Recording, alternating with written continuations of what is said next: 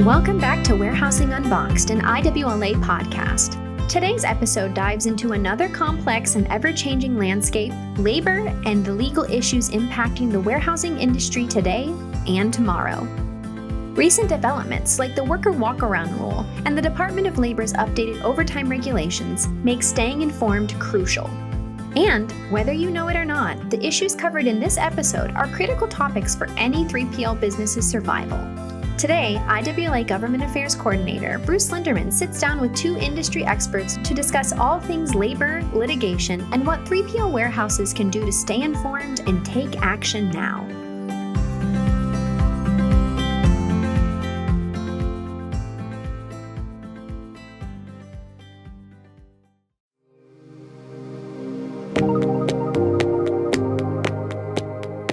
Let's start by talking about the rise of labor activity. The warehousing industry isn't immune to the national trend of increased labor activity. Workers are demanding better wages, safer work environments, and more predictable schedules. This can lead to challenges in staffing, potential disruptions due to strikes, and increased cost associated with higher wages and benefits. The proposed Warehouse Worker Protection Act could significantly impact how warehouses operate. It might introduce new ergonomic standards and require employers to address safety hazards immediately, regardless of appeals. Additionally, the Department of Labor's recent increase in the minimum salary threshold for overtime eligibility will mean more employees qualify for overtime pay, potentially straining budgets. OSHA and worker safety rulings are also affecting the world of labor currently.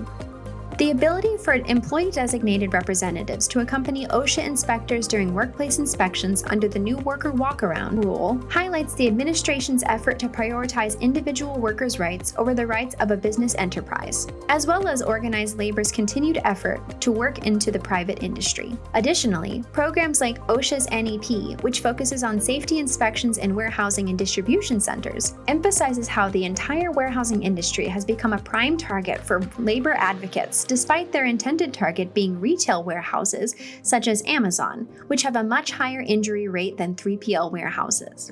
As you can tell, staying informed about these complex issues is crucial for any warehouse owner or manager.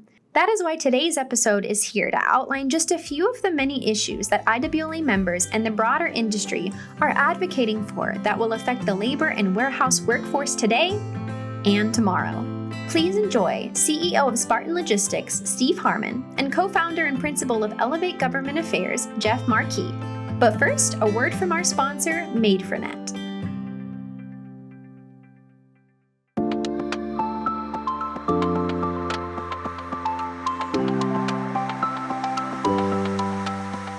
Made4Net is a longtime sponsor of the IWLA, and we have been serving the needs of 3PL customers across the globe for over 20 years. Our Synapse WMS is a cutting-edge 3PL warehouse management system built for the complexity and unique demands of modern 3PL operations. We are a trusted partner to over 100 customers in the US and Canada, backed by an organization with thousands of customers globally. Find out more about how Made4Net provides the power of speed to pivot. Check out our website at made4net.com.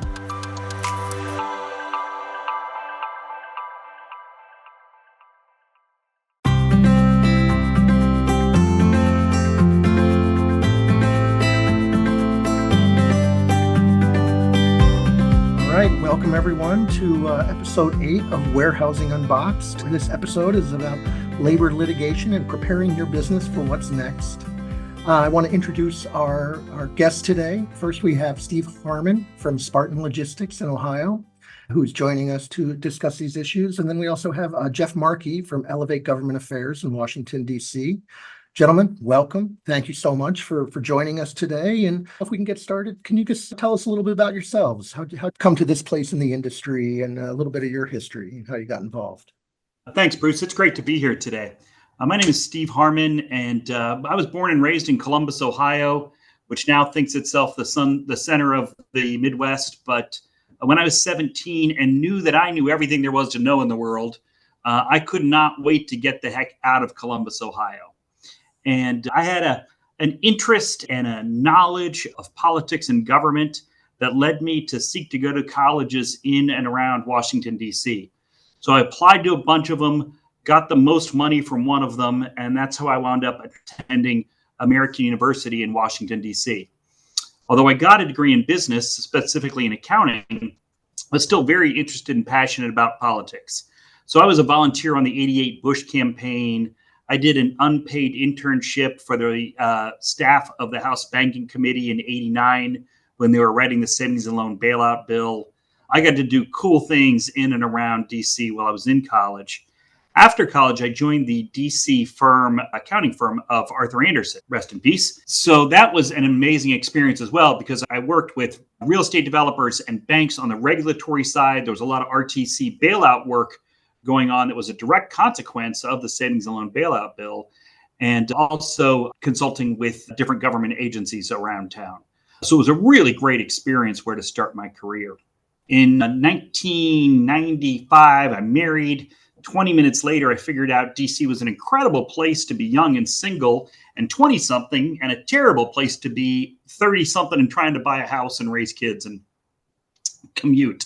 We packed up and left DC, and at the same time, my dad, who started a one-location warehouse company when I was in college that I had helped him with and still helped him with at the time, said, "Steve, I have grown this business beyond my ability to run by myself anymore." I left DC, moved back to Columbus, Ohio with my wife in tow. She's almost forgiven me 30 years later. And we've spent the last 30 years growing and running a family business that started in logistics and is very entrepreneurial, and it's branched into real estate and development and restaurant operations. And I may even be more passionate about government and its regulation now, as I can see the direct effects on small businesses and the implications for what we do. We don't need that much help, but what we need is consistent, stable policy so we can make good long-term decisions. Great. And Jeff Markey, thanks, Bruce and Steve. It's good to be with you both, and appreciate the opportunity to join the podcast. So I started out native Californian, moved out here like Steve for college, matriculated with my master's at American University. So we share our common alma mater there. But grew up in a small town in Northern California, and essentially I moved out here because of the spotted owl, and just got involved in government because of this lumber mills in my town all closing over the spotted owl. And so I thought I'd come to Washington, fire a-blazing, and change the place. A bachelor's there. And then in 1991, I started as an intern for Senator John Seymour in California, who preceded the late Senator Dianne Feinstein. Tells you how long ago that was.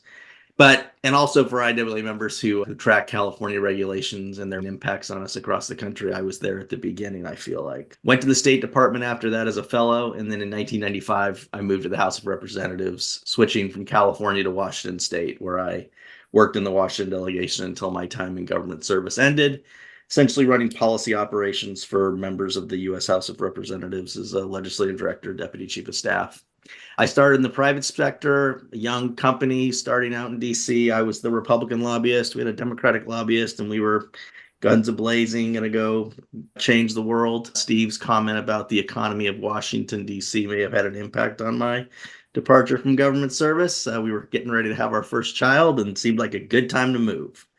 And then in over 20 years outside, and then in 2019, myself and two colleagues started IWLA Government Affairs, and we began representing IWLA in October of 2022, replacing a 40-year veteran of DC and IWLA. And since then, I've really enjoyed diving deep into all things 3PL. I've attended 2 conventions, the IWLA Essentials course, and toured warehouses of member companies throughout the Northeast, sometimes by myself and along with Jay Struthers as well. I've really enjoyed it and got to know a lot of the members, and really it's been a great environment and a great industry. So appreciate the opportunity. Thank you both. And as you both seem to have be policy wonks and have a lot of experience in the area, let's dive right into the policy area. Recently, the Department of Labor published a final rule clarifying the worker walkaround rule. This is basically an OSHA compliance rule that allows someone to accompany them on an inspection. Can we talk a little bit about this issue and why it's such a big issue for IWLA members and 3PL companies, and also what IWLA is doing to fight this rule? Sure. I'll kick it off and then let Steve. That works. So the walkaround rule is a really dangerous attempt by the administration to drastically change who has access to private facilities. The rule allows an OSHA inspector to bring an unlimited amount of third parties into a facility during an OSHA inspection, determined by that inspector locally and no one else. So they serve as the arbiter of who is an expert and who can join their inspections. That can include union organizers, plaintiffs' attorneys, environmental activists, and even competitors.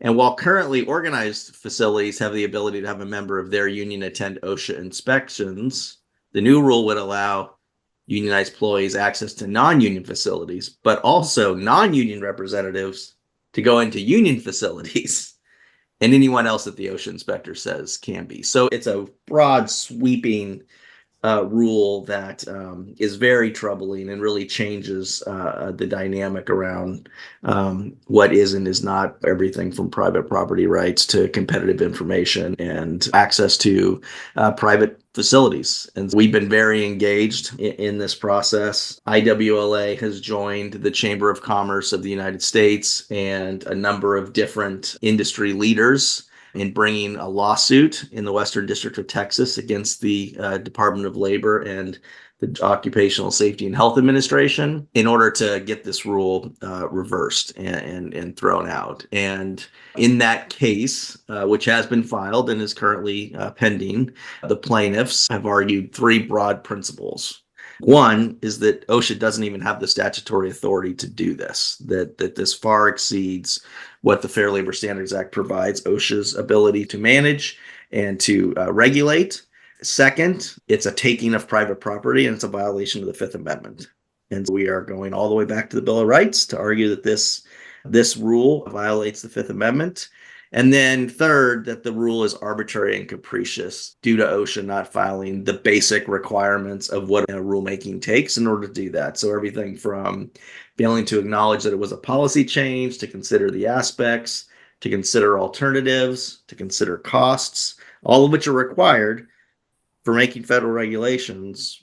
The plaintiffs would argue none of that's been considered. And so it's an active time. It's a place where, often you work with Congress, you work with the administration, and then you got to invoke the third branch of government. And this is the classic example of where the third branch of government has got to step in and do something. And there's a number of legislative tools as well that are being pulled. But I don't know, Steve, I'll let you comment and we can take it from there. Thanks, Jeff. So from my standpoint, my responsibility is to protect my customers' assets, to protect my warehouse. That always involves not letting people who are not supposed to be in my warehouse and making sure that those who are in my warehouse, that I know who they are, I know why they were there, I know that they're following our safety protocols. So for me, this rule is all about confidential information and safety. We don't allow bring your wife to work day. We don't want people wandering around our warehouses. Nothing good can come from it. Even when our customers show up with somebody we don't know who they are, it's almost always a future competitor that they're wanting to bid the work, that they're walking around my warehouse.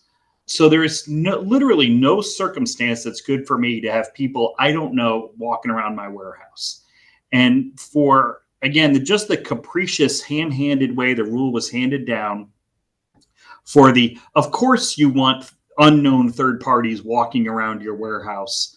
The attitude that belies it separates the difference that has become more and more obvious all the time from policymakers versus those out there trying to do the right thing every day and serve people. Yeah, and I think that's a lot of what folks are seeing. And in fact, in Congress, they've filed a Congressional Review Act resolution to try to get that rule reversed.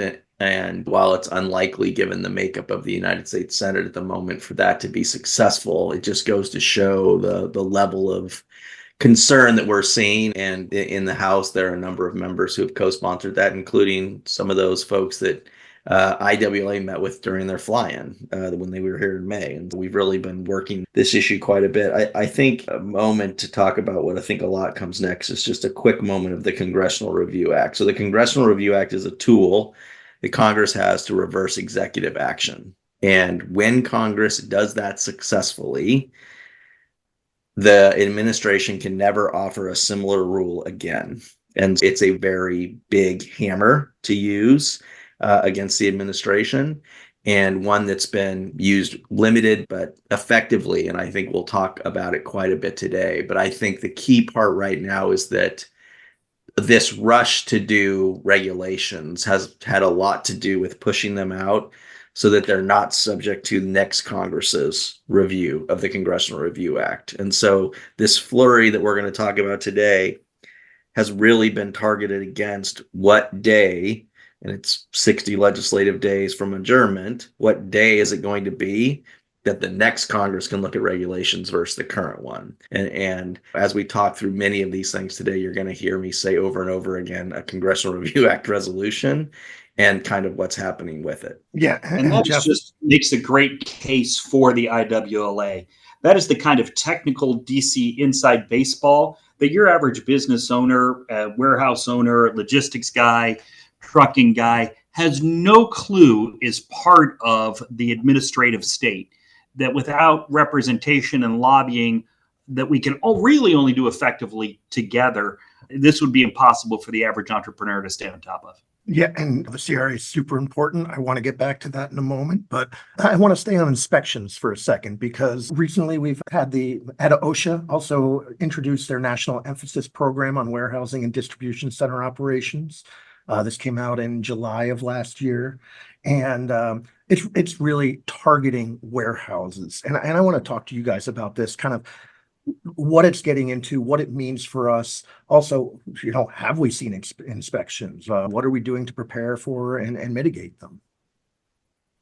Sure. Yeah. So Bruce, you're right. It's a very specific targeted OSHA regulation emphasizing warehouses. They are really focused on, I think, the very large private warehouses, the Amazons of the world that have taken considerable criticism regarding their safety record, their quotas, their productivity, their risk management as part of that process. And we're being lumped into what is a very changing industry. And unfortunately, the way that the government classifies warehouses is if you're a warehouse, you're a warehouse.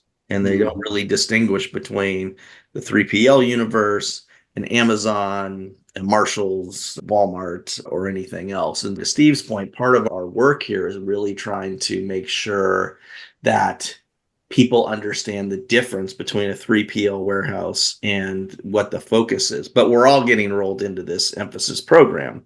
And I think what's key here is that they're focused on high hazard. It's a 3-year program, so it's going to continue for 3 years. And it's inspections on industrial vehicle operations, handling and storage, walking and working services, egress, and as a kicker, they're throwing in heat and ergonomic hazards that be considered during the inspection. And a health inspection could be conducted if OSHA thinks that heat or ergonomic hazards are present. And those OSHA inspections are a regular part, as Steve, I'm sure, will say about doing business in the 3PL industry. This focus is what's very concerning, and what I think from our perspective, the importance of engagement in DC and the importance of the fly-in and the importance of having members and senators come to your warehouses is to educate them on why we're different. And I think long-term, the goal of IWLA is to secure some sort of a division in the way government looks at warehouses to make sure that there is a recognition that a warehouse isn't a warehouse isn't a warehouse. And even in my limited tours of 3PL warehouses, there isn't a warehouse I've seen that looks anything like another warehouse. So even with our industry, it's so different. But to get lumped into this broader dialogue on Amazon and others is one that we're working hard to combat. I don't have to tell the listening audience that that a warehouse is an inherently unsafe operation. Over enough time, there will be an accident where someone gets hurt, and no one is more concerned about that than the business owner. It drives up our operating costs. It hurts our reputation, but most importantly, there's the emotional and physical impact to the employee. The person making the call to that person's family that they've been hurt at work is me. And owning that personal responsibility makes no one more concerned for the safety of our team than me. So, but to have OSHA come in and be treated as if we don't care is where the real struggle is. Our defense mechanism is to always be ready at every location all the time. We tell people, always be ready for an OSHA inspection. Could be today, tomorrow. It's like the rapture. We don't know when it's coming, but we know it is coming. whatever's going to happen, we have to be ready today to always be operating safely, have everything documented, and to be on the lookout for how we can improve safety. What drives you crazy, though, is the minutia when OSHA does walk in. Look, if they come in and see everything's clean, organized, people wearing safety vests, wearing seatbelts, using smart lifting techniques, everything that should be doing to correctly operate a warehouse, they will stay until they find something that was plugged in the wrong way, some panel that has something sitting in front of it, some plug that might have a short in it. The minutia of what they can find, it doesn't just root out the bad actors, it punishes the people trying to do things the right way. More than 5 years ago, the DOT put a real emphasis on concentrating their inspection efforts on those with the worst safety and maintenance records. If you root out the bad actors, you have an order of magnitude improvement in the industry as a whole. And that was a really effective and smart campaign where they used limited resources to really help the industry as a whole be more safe. So I don't think any professional safe operator has a problem with anything related to safety or anybody walking in ready to do an inspection. What they have a problem with is the stay till you find something wrong mentality that has become a current OSHA inspection. And I think from our perspective, I think we're trying to do some things and as IWLA to really benefit the membership. And we're working through the Regulated Good Council, which I'm sure Bruce can talk all about, but everybody's a member if you want to be of the Regulated Goods Council with your dues. But through that, we're working on a white paper that's going to talk about what to do when an inspector shows up. What are the best practices? We're reaching out to IWLA members that have had these inspections and coming up with lessons learned from them so that we can have the membership prepared, right? Because to Steve's point, like, we're ready. We're welcoming these inspections in so long as they're done in a way that is productive and focused on the right pieces.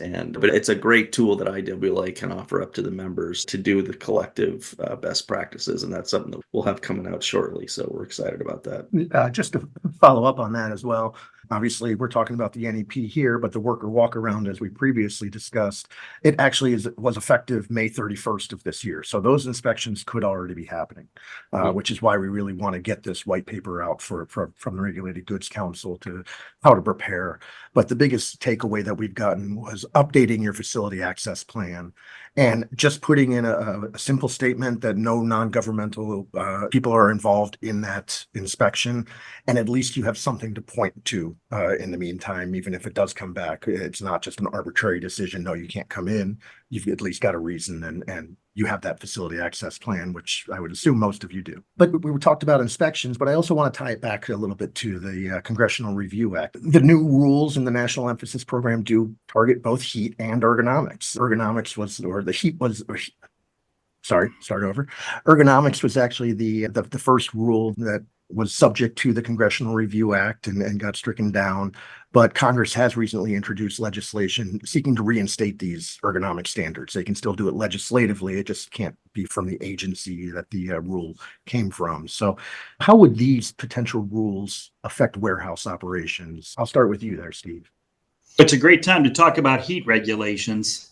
I'm in Toledo, Ohio today, where we don't get very many 90-degree days over the course of a summer. And we're in like our 6th straight day of over 90 degrees. It's been a great time to refocus our communication to our team around, hey, here's what we do in heat. We take extra breaks, we take extra hydration, we do extra things because we do not cool the warehouses, I should say, down to 70 degrees on a 95-degree day. It is just going to be hot. And in areas in the South where we operate, people have grown up around heat their whole lives. They seem more prepared. Heat saps everybody's strength, but they have lived with heat their whole life in a way that some of the guys in Ohio just aren't used to these kind of days. So we always want to look out for our team and be alert for heat-related risks. That being said, one of the companies we serve is a bakery. And the workers that are shipping us the product are working in conditions that push 120 degrees inside the bakery. And so we know that with the correct planning and procedures and training, that our 90-degree warehouse actually isn't a health hazard, but it is hot. I will agree with that. It's that kind of assumption that we're not looking out for our employees, that these regulations come in with a broad brush and assume they know what the heck they're talking about, that frustrate good, safe operators so much. Yeah, and I think to that point, the administration, again, is moving forward. So this is when they began in October of 2021. They published an advance notice of proposed rulemaking for heat injury, and that kicked it off. The comment period closed in January of 2022. OSHA received 965 comments about that rule. But other states have moved forward. California, Oregon, Washington, Minnesota, the U.S. military has done heat protection the last few years. And a lot of us have been waiting to see what, if anything, they were going to do since January 2022 when the comment period closed. Well, last week they sent over their proposed rule. It's called Heat Standards for Indoor and Outdoor Work Settings to the Office of Management and Budget, and specifically the Office of Information and Regulatory Affairs. And that's the office you've never heard of that should be the one that you pay most attention to, because that's where all regulations go before they die or get issued. And that's the last stop in the administration decision-making tree that allows those regulations to go. So OIRA, as it's called, is going to take several weeks or longer to complete a review of that. But once they complete that review, OSHA will be cleared to release that proposal and rule. It will be subject to a comment and notice period before it can be completed. And so, again, this is one that most likely will be for the next Congress to address if the rule is finalized before the administration, and assuming that they aren't in office in the next term, which would they have a 5-year window, 4.5-year window then to do this. But it's one of those things that it's been around, and then boom, right, last week the regulations back out, and we're getting ready to really address what it's going to be when it's released in the next couple of weeks. On ergonomics, Bruce is right. So that's the first time that the Congressional Review Act was used successfully. So it was a Clinton-era rule about ergonomics. It was deemed completely unworkable by, I think, every single business in the country. And so Congress used the Congressional Review Act, and President Bush signed that when he was in office. And so the Department of Labor and the Occupational Safety and Health Administration, they're prohibited from ever issuing an ergonomic standard. It's only with a piece of legislation that says you must issue an ergonomic standard that they will be cleared to do that again. And there's legislation that's been introduced in the last month, 6 weeks, in both the House and Senate to do that under the guise of a Warehouse Worker Protection Act that's been spread throughout states around quotas. But in this case, underneath that quota section that most states have adopted, they have this ergonomic standard piece in there as well. And that's one that we don't expect to pass in the current Congress, but it's one that we're looking at very closely because, unlike heat, ergonomics has to have that congressional activity to move forward. Ergonomics for me is a crazy rule because to even get involved in, because of the unknowable causation. Look, my left elbow's been killing me for 2 weeks. Is that because of repetitive motion at work, or is that because I'm of an age where the warranty's expired and just everything hurts now? Is my back because of bad lifting technique that I shouldn't have been doing, or is it because of my terrible golf swing? There is no way to know where these sort of soft tissue repetitive motion things happened, and the employer will always wind up being responsible for things well beyond their control. Again, we are committed to the safety and comfort of our team. You tell me you need a new chair, a new keyboard, a stand-up desk. This is little dollars. We want you to be happy and productive and focused.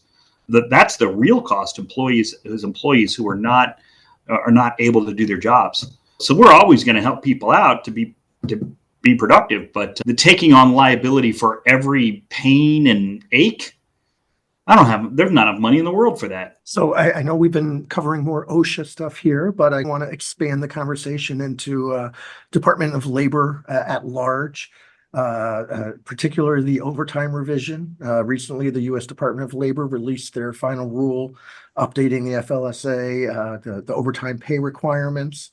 Basically, the rule increases the minimum salary threshold from $35,568 a year, going up in July to $43,888, and then to $58,656 as of January 1st next year, and then recalculated thereafter.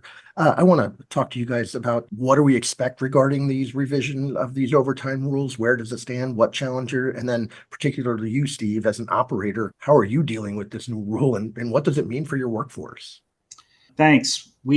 I became so concerned about this rule at the end of the Obama administration that we just decided to set really bright, clear lines. I've heard horror stories of wage hour audits turning into years-long litigation and huge settlements, none of which seems to wind up with the alleged aggrieved employees, but okay.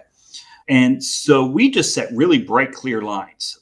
Our management level employees who take calls at home, answer emails in the middle of the night, who are constantly on the clock, they are well compensated above the federal limits, and they are salaried employees. Everyone else is hourly, subject to overtime after 40. Every CSR, every truck driver, every warehouse worker, every line employee. We've just drawn these bright, clear lines where we think can help keep us out of trouble in the event of some complaint around this dichotomy of rulemaking. And again, that doesn't mean I'm signing up to pay a whole bunch of overtime. An employee on overtime can be super more productive at time and a half than bringing in an attempt to finish the job who doesn't know what the heck he's doing. I don't mind employees getting a little overtime to help balance their family budgets.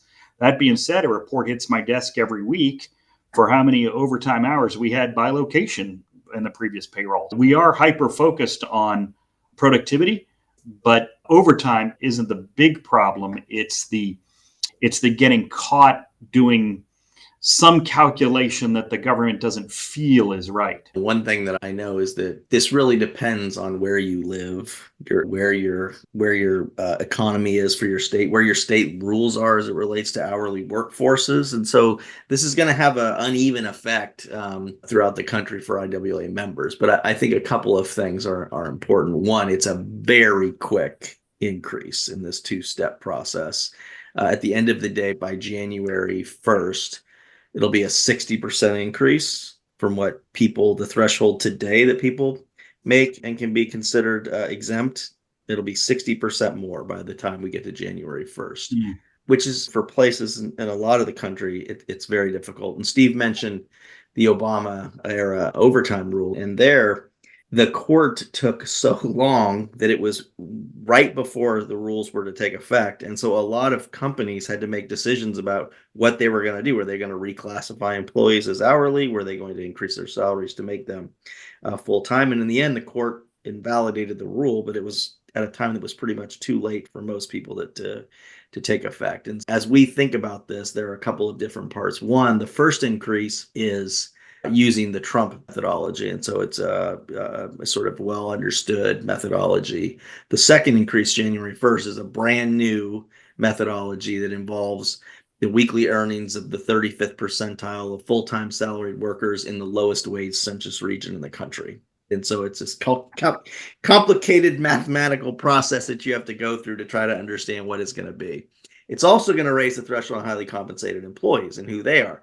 That's going to be a 70% increase. If you have a highly compensated employee today that's right above or near the limit, that's a 70% increase in order for that to be them to continue to do that. And so those are choices that we think affect flexibility. People are gotten used to being able to work from home, have some flexibility, work when they can work. And this new rule, putting a whole class of people back into hourly should be one that we're looking at closely. But it's complicated, right? It's one that the Congressional Review Act, there is a resolution introduced, but it's a heavy hammer. Is it that we never want any administration ever to deal with overtime ever again? That's a question, right? And so as people are thinking about the steps, what IWLA and its partner coalitions have done is ask for this increase to be delayed and for it to be pushed out until the fall. So there's more time for businesses to go through, prepare, classify workers, understand what they want to do, and really see what that first increase is going to be like, and then have enough time to breathe and make those right choices. And then I think there'll be a series of things that will happen as it relates to the second that'll be determined. And I think this is a good time to mention, like IWLA, we work with a ton of coalitions and member organizations and supporters, and we're a founding member of the Chamber of Commerce. Folks always like to remind me, and we really work with them and in concert with them to make sure that it's not just IWLA all the time at the table. It's a broad coalition of people. And in the case of overtime, we're one of 84 different employer organizations that have come forward to say, this is too quick, right? We need time, we need a delay, and ask the administration to do that. And it's a good example of kind of how collectively we have to decide when and where to use these resources and capital, or where can we partner with others to make ourselves bigger. And in the case of Walkaround, we decided that was a direct shot. And so being part of that lawsuit was really important. Here, we're really working in concert with our coalitions to make sure that our voices are heard. And staying on our Department of Labor talk, but also our coalition talk and the talk of the Congressional Review Act, two things that have come up this year from the Department of Labor is their new independent contractor status and their joint employer status. Can you discuss the status of those and where we are and what we've done on that? Sure. Yeah, two very closely related but different rules, and they're different in the fact that one is regulated by the National Labor Relations Board and one is being regulated by the Department of Labor and OSHA. And so while they seem similar, they have two very different statutes that they rely on for their authority and what's happening. And independent contractor was issued January 10th. It was how you analyze if an employee is an independent contractor under the Fair Labor Standards Act, which is the OSHA regulation that they find their authority from. So it repeals the independent contractor classification that's currently in place, and it replaces it with a new 6-factor test. That 6-factor test is if one applies, you're an independent contractor. And so it's a very difficult test to go through. And so when they released it, several coalitions have challenged that in court, and coalitions that we're involved with in support have tried to go back and say, look, there's a 2020, concurrently, they repealed the regulation and they issued a new one. And so the legal strategy here is to challenge the withdrawal of the 2021 rule to hope to stay that decision and to get that back into court where it's already been litigated in the Eastern District of Texas.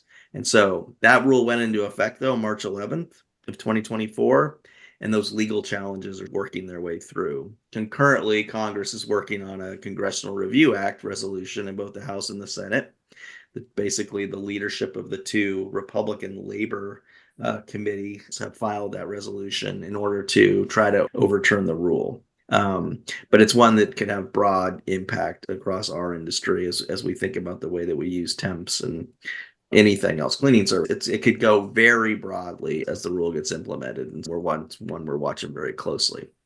As it relates to NLRB and the joint employer status, they issued its final rule in October of 2023, determining who is and is not a joint employer. That also repeals the current rule. It was going to go in effect in December of 2023. But in the Eastern District of Texas, there was a case filed, and on March 8th, the district court invalidated the NLRB's employer final rule, stating that the rule was too broad and it violated the National Labor Relations Act, which is where the National Labor Relations Board gets their authority. It leaves the current rule in place. I think everybody's waiting to see if the NLRB appeals that to the Fifth Circuit. And while that's going on, as broken record that it is, there was a Congressional Review Act that was passed by both the House and the Senate. And on May 3rd, the president vetoed that Congressional Review Act. And there aren't sufficient votes in order to overturn the president's veto. And that case is that rule is currently not in effect because the court has invalidated it, and it's waiting for a decision by NLRB on whether or not they'll appeal to the Fifth Circuit. This is a really good example to me, Jeff, and thank you for that dissertation on it. It reminds me, from a historical standpoint, I have no idea when the disconnect happened between Washington and the realization that unintended consequences are a real thing. These sort of standards get promulgated by government. Reagan even said it back in 1980. We've reached the point where government is not the solution, government is the problem. Creating these standards where there is no problem. There are many small businesses that are temp companies or cleaning services or carpet cleaning or I don't know, what have you, not even to mention the trucking that we deal with, but that there seems to be this push to make everybody an employee when people have this entrepreneurial spirit that is getting crushed by government. And, we have the federal experiment where we are allowed to try these rules at the state level and see which ones work and which ones don't. I'm going to speak for somebody from America and say it's pretty clear the California experiment is not working. Nobody wants to grow up to be California anymore. They were amazing when they were leading the country in banning smoking in restaurants and a whole bunch of things that we owe a debt of gratitude for to California for experimenting with that have become national great ideas. But this level of policy where government knows best and we don't make mistakes, and if it doesn't go well, just as a reason for even more government intervention, is very frustrating to the average business owner. And you make a good point. It ties directly back in because you mentioned California. And of course, the independent contractor rule, Julie Su, who's the current acting Secretary of Labor, not confirmed by the Senate, but fulfilling all of the duties as if she were. She was the California Secretary of Labor when AB 5, which is the gig worker bill, was introduced and implemented in California. It was the one that went after, as a beginning, Uber drivers, which, oh, by the way, California is now exempted app-based employers from AB 5, to your point, but it lives on, right? And it grows and it finds its way back here. And in this case, you've got essentially the person who drove that train in California also now driving that at the federal level. And you're exactly right about the growth of the states and how we have to pay more attention now more than ever to what's happening in the states as almost an early warning signal so we can be prepared as it makes its way to DC. Because what used to be experiments are now like test beds. And so they're intentionally being used as test beds, right, in order to really drive new policy up through the states. And you trumped my next question because I was going to tie that California and how these rules are promulgated with kind of some of the elected or non-elected leaders. In this case, Acting Secretary Julie Su, great example. She's been acting since March 2023 upon the resignation of Secretary Marty Walsh. So as of right now, she is the longest unconfirmed cabinet level nominee who hasn't even received a floor vote. And I know we've been active pushing for that as well, and trying to get hearings and trying to get a vote on that. And speaking of which, you brought up the National Labor Relations Board. Lauren McFerrin is also she's the chair there, is being brought up for renomination for another 4-year term on the NLRB as the chair. And we are actively asking for a hearing on that as well, because she's bringing some of the same bad ideas to the table that we're actively fighting against.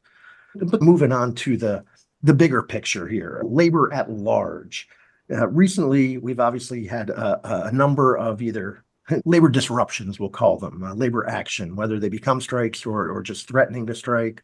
Currently, we have the East Coast ports. We've got Canadian rail issues, Canadian border workers.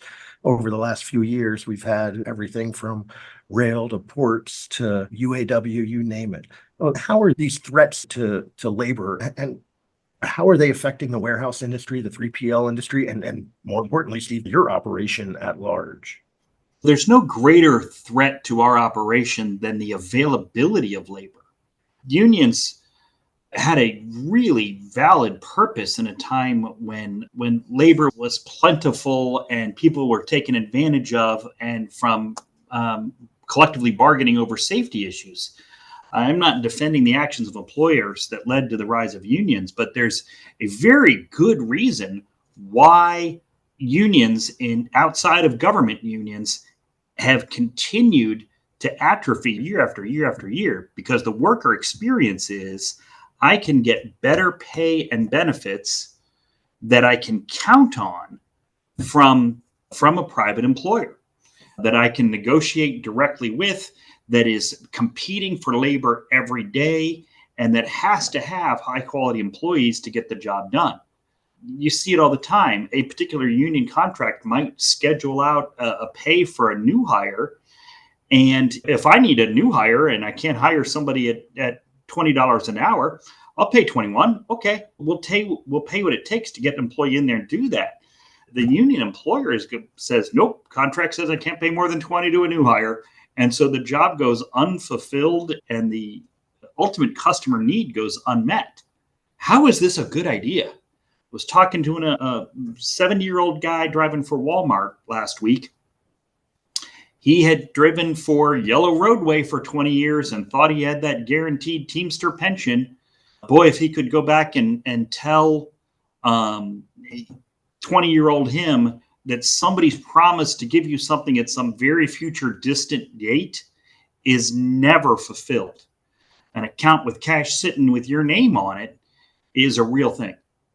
So just as in my experience in our industry, a private employment is a better option for the employee than a union job.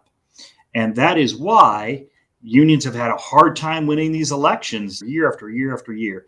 You look at the bribe that Volkswagen took to organize in the South, and it was only that government subsidies would only go to union employers that finally got that deal done.